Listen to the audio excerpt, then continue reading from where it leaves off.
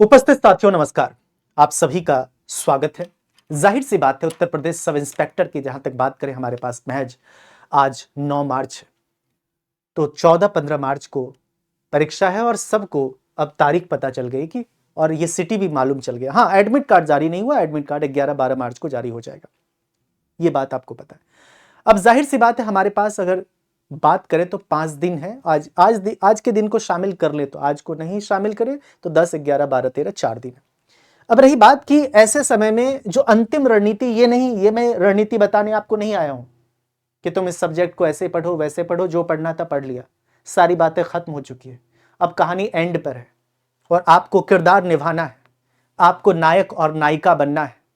जाहिर है, कहने का अर्थ सिंपल है कि हम क्या सेफ स्कोर रखें, और इसी उद्देश्य, इसी परिप्रेक्ष्य से ये वीडियो समर्पित है। तो मैं आपसे ये कहता हूं, ये जो रणनीति मैं पहले बताया करता था, ये वक्त है, आज से 2-3 महीने पहले की बात है। ये सारे रणनीति, कोई भी रणनीति काम नहीं करेगी। अब आपकी रणनीति व्यक्तिगत होगी, आपका अपना होगा, कि आपने महीनों और सालों तक जो आपने मेहनत करी है, वो रणनीति कारगर होगी अंतिम समय में।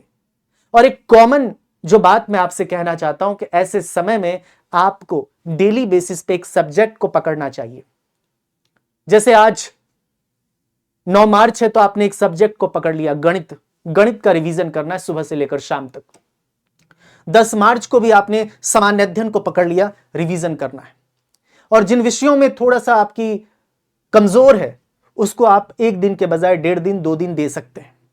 उसी प्रकार से 11 मार्च को हमने हिंदी को पकड़ लिया, 12 मार्च को हमने रीजनिंग को पकड़ लिया, और 13 मार्च को क्या करना है, 13 मार्च को सभी विषयों का की पॉइंट्स देख लेना है।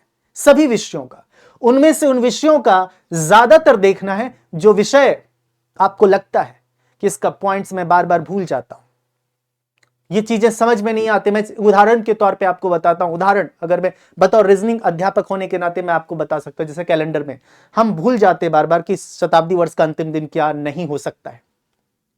तो ये सब की पॉइंट्स है जो अंतिम समय में देखने की जरूरत है। ये डायरेक्ट क्वेश्चन आ जाए तो उसको कैसे करना है, यही जो चीजें आप अक्सर भूलते हैं, जो चीजें आप चाहकर भी नहीं भूल सकते, उसको बार बार देखने की आवश्यकता नहीं है। यही अंतिम समय है, और ये अंतिम समय में बेहतर रिवीजन भी वही विद्यार्थी कर सकता है जो पिछले कई महीनों और कई वर्षों से अपना दिन रात, अपने जो कीमती समय है उसको दे चुका है। आपको क्या लगता है, जो विद्यार्थी पिछले महीनों और वर्षों से नहीं पढ़ते आ रहा, अचानक उसको 22-22 घंटे पढ़ेगा, 20-20 घंटे पढ़ेगा, आंखें लाल कर लेगा, पीठ में दर्द हो जाए, सारी चीजें, सारे ज्वाइंट्स में उसके पेन भी हो जाए, तो भी क्या लगता है आपको ऐसा ही क्रैक कर पाएगा? असंभव।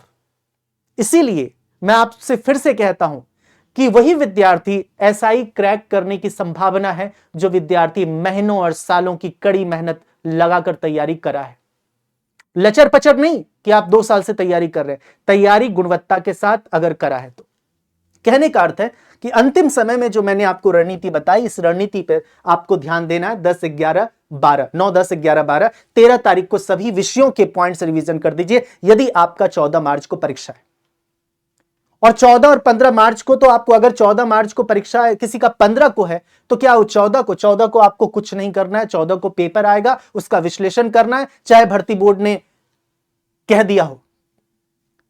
आपसे तो नहीं कहा ना, आप तो विद्यार्थी का पेपर ले सकते हैं, आप तो दोस्तों का पेपर ले सकते हैं, आप तो सेल्फ एनालिसिस कर सकते हैं, आप तो पूछ सकते हैं, किसी टीचर से पूछ सकते हैं, बिल्कुल पूछ सकते हैं, स्वतंत्र है। भर्ती बोर्ड कह देता है, उनको कहना है, उनको गुलाम बनाना है कि हम चर्चा नहीं कर सकते हैं, हम एनालिसिस नहीं कर सकते हैं, विश्लेषण नहीं कर सकते हैं। उनको जिन मुद्दों पे बात करनी चाहिए वो मुद्दों पे बात नहीं करेंगे। खैर, मैं उस मुद्दे पे अभी चर्चा भी नहीं करना चाहता हूं। एग्जाम नजदीक है, सिंपल सी बात, हमें फुल फोकस रख के प्रिपरेशन करना है। तो मैं आपसे यही कहना चाहूंगा अंतिम समय में कि यह रणनीति आपको अपनानी है, ठीक है, जो रणनीति के जिक्र मैंने किया। अब रही बात, ये जो 350 है, 350 सुनने में हास्यास्पद कभी कभी विद्यार्थी को लग सकता है, कभी कभी विद्यार्थी इस पर टिप्पणी भी करते हैं, और एक तरह से वो, हम कह सकते हैं, मिम्स मटेरियल भी दे देता है कि सर 400 में से ऐसा करिए ना, 450 टारगेट रखवाइए स्टूडेंट को, 450। उनका एक होता है, एक व्यंग्यात्मक टिप्पणी करते हैं। एक व्यंग करते हैं, ठीक है, वो भी ठीक है, अगर व्यंग कर रहे हैं तो कोई बात नहीं, लेकिन मूल बात है जो सीरियस कैंडिडेट तैयारी कर रहा है, क्या वो 350 ला सकता है? ला सकता है, ला रहा है, इसमें कोई दो राय नहीं, लेकिन उसकी संख्या बहुत गिने चुने संख्या है, 350 या 350 प्लस जो ला रहा है विद्यार्थी। तो मैं फिर से कहता हूं, रीजनिंग अंकदायी है, मैं बोलते आ रहा हूं, रीजनिंग अंकदायी है, हिंदी भी अंकदायी है, दो विषय अंकदायी है। गणित विषय उन विद्यार्थियों के लिए अंकदायी हो जाता है जिन विद्यार्थियों की गणित पहले से बेहतर रहा है, जो विद्यार्थी एक गुणी शिक्षक से पढ़ा है, गुणी तरीके से पढ़ा है, ढंग से सिस्टमैटिक तरीके से पढ़ा है, क्योंकि गणित ऐसा नहीं है कि आप आज पढ़ो और चीजें 2 दिन में ठीक हो जाएगी, क्योंकि गणित एक विस्तार है, अर्थमेटिक हो या एडवांस। इसीलिए मैं फिर से बोल रहा हूं, जिनका गणित खराब है प्लीज ज्यादा अब लोड ना लें, आप कुछ ऐसा ना पढ़ लेंगे, कुछ नहीं हो सकता है अगर आपका गणित एकदम खराब है। सीधी सरल साफ स्पष्ट शब्दों में कहना चाहता हूं, मैं डिमोरलाइज नहीं करना चाहता, मैं स्पष्टता आपको दिखा रहा हूं। उसके बाद ऐसा नहीं कि जीके जीएस सबसे कठिन विषयों में से एक है, अंक के आधार पे बोल रहा हूं, सबसे कठिन विषयों में से एक है जीके जीएस। कोई दावा नहीं कर सकता है कि आपको जीके जीएस में 40 में से 40 या 40 में से 39 भी लाने का दावा कर दे, नहीं। अपवाद की बात कर लें वो अलग बात है, मैं सामान्य बात करता हूं। इसीलिए मैंने यहां पे जो बिंदु रखा है, खासतौर पे अगर आप गौर से देखें, जो फिजिबल बातचीत है, जो संभव है, जो विद्यार्थी ला रहे हैं, हां संख्या उनकी कम है, तो ये मैंने रखा है कि आपको ये टारगेट लेके चलना चाहिए। इसमें से आप 19-20 थोड़ा नीचे भी गिरेंगे तो दिक्कत नहीं होगी। ये कुल मिला के 95 अंक का मतलब है आपको 38 क्वेश्चन का टारगेट रखना चाहिए रीजनिंग में, और 90 अंक का मतलब है कि आपको 36 क्वेश्चन का टारगेट रखना चाहिए हिंदी में। इसमें आगे पीछे हो सकता है, थोड़ा बहुत ऊपर नीचे हो सकता है, और 85 का मतलब है कि 34 प्रश्न का आपको क्या टारगेट रखना चाहिए, किसमें? गणित में। अगर गणित आपका पुअर है, खराब है, फिर तो राम जाने। 80 का मतलब जीएस में आप 32 क्वेश्चन का टारगेट। इसमें थोड़ा इन सब को मिलाकर अगर मैं अंक की बात करूं, 95, 90, 185 और ये 90 नॉट 17 और 17 और 8 कितना होगा? 170 और 80 250 अंक का मैंने ये टारगेट रखा है। अब इसमें से आप 19-20 कर लें तो वो आपकी मर्जी, आप कर सकते हैं, बेशक आप कर सकते हैं, इसमें कोई दो राय नहीं है। लेकिन ये टारगेट सुरक्षित है। ये टारगेट केवल ये नहीं है कि आप कहने का मतलब है कि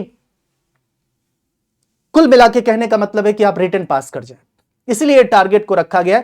आप ट्रेनिंग में पहुंच जाएं, इसीलिए टारगेट को रखा गया। मूल रूप से ये है। इसलिए मैं पुनः आपसे कहूंगा, आप इस टारगेट को थोड़े के लिए ये भी हटा देंगे तो कोई दिक्कत वाली बात नहीं है। अगर हम यही रखेंगे तो इतना, आप इसमें थोड़ा बहुत 2-4 क्वेश्चन इधर उधर भी कर लेंगे तो आप मित्र 340 तक पहुंच जाओगे।